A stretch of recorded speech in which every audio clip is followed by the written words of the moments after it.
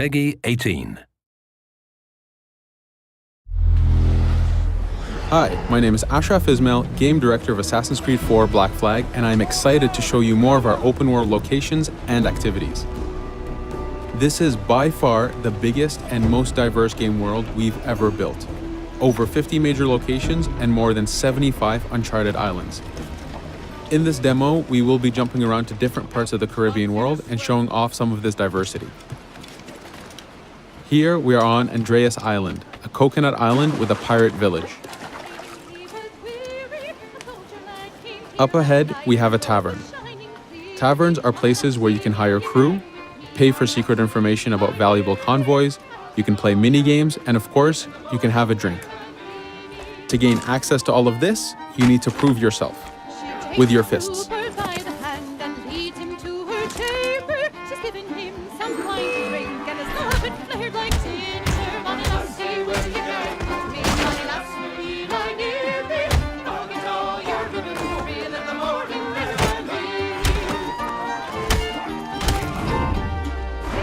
Now that the fight is over, you have access to the tavern and its services.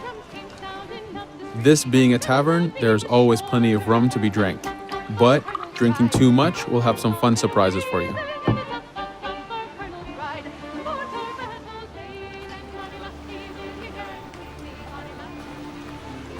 Now let's head to that viewpoint and sync up.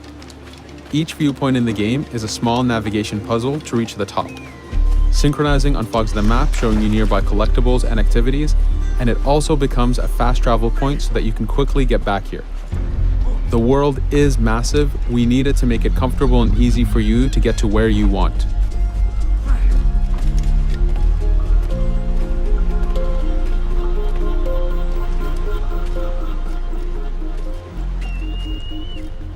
These viewpoints are also an opportunity for us to show off how beautiful and expansive this world really is.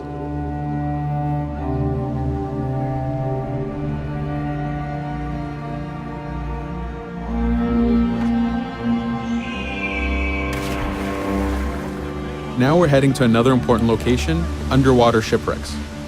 We are now able to access these locations because we recently purchased a diving bell. These are real 18th century devices that pirates and sailors used to access the underwater. Underwater is how the golden age of piracy started. Through an incredible hurricane, tons and tons of Spanish gold was lost at the bottom of the seabed. This attracted poor, jobless sailors and pirates to dive down and grab this treasure.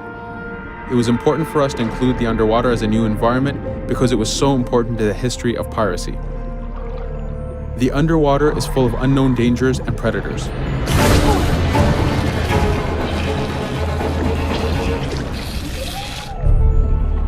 You do have to pay attention and act quick, but the risk is worth the prize as you need a lot of money to get all the upgrades for your ship, the Jackdaw.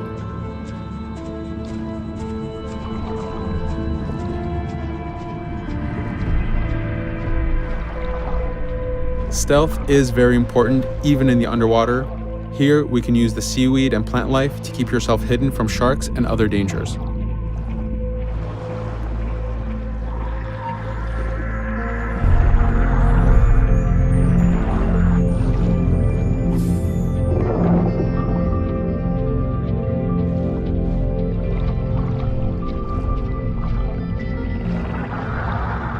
This is an air barrel. It's a one-time air refill, so use them wisely. Of course, you can always go back to the diving bell to refill. We are going to move to a different location now. This is a smuggler cave. This one happened to be accessed from the underwater, but not all of them are. Here, we ran in without looking around, and this got us in a little bit of trouble. But it was only 2 guys and we took one by surprise, so not too bad. Caves are heavy stealth locations. Stealth is key in this game. We've put a lot of effort in to make it a valuable and exciting gameplay for players. Since we came from the underwater, Edward does not have his weapons or guns. You will have to use your stealth tools to get through this.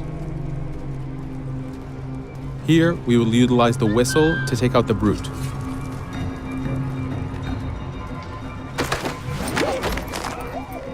Anytime an enemy is taken out, they will drop their weapon for you to use.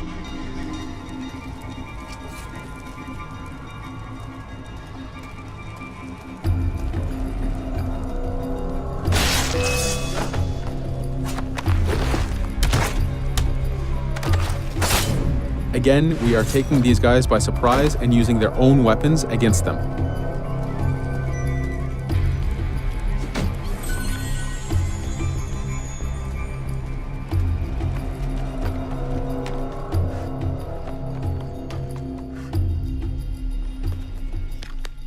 Using just your fists keeps things quiet. This allows you to take advantage over the second guard.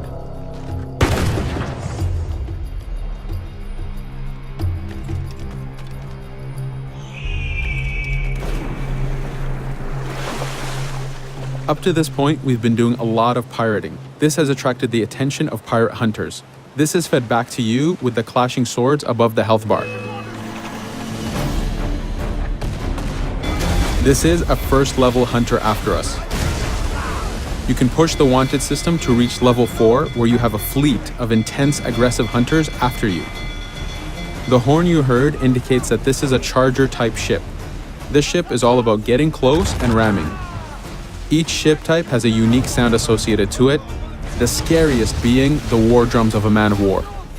Your first mate, Adewale, is always giving you helpful advice and feedback.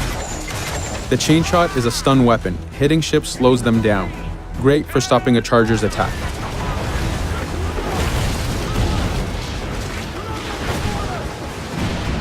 As the masts come down, we can start a boarding. We need to take out 10 crew members to win the boarding. Of course, we can do it any way we want. In this case, since this is a smaller ship, the swivel gun is very efficient.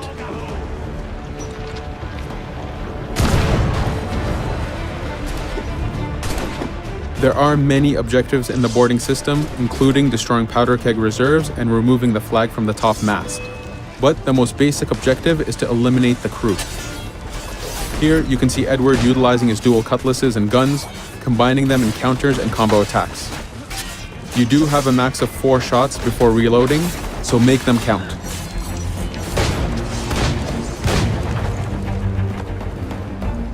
Plundering a hunter allows you to send a very powerful ship to your fleet. They are also a good way to gain ammo for the Jackdaw. In this case, we will use this opportunity to lower our wanted level.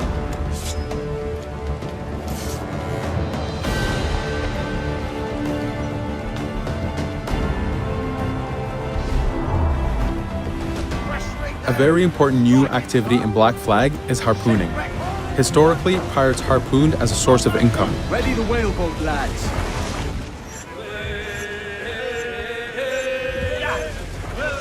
Harpooning is a part of upgrading Edward and his gear. There are many different types of creatures to harpoon, and they are all needed to get every single upgrade. Steady now, lads.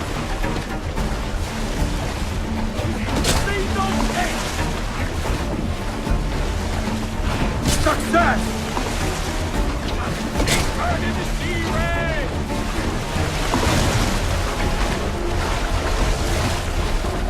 It's weakening! The blast has torn the rope! Stay sharp, lads. This is one of the smaller harpooning targets. Just imagine taking on a great white shark or a blue whale.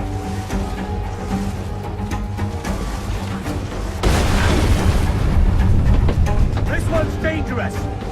The harpooning activity itself has upgrades, and you will need them to take on the bigger targets. You can upgrade the health of the rowboat, the number of harpoons you carry, and the damage of the harpoons themselves.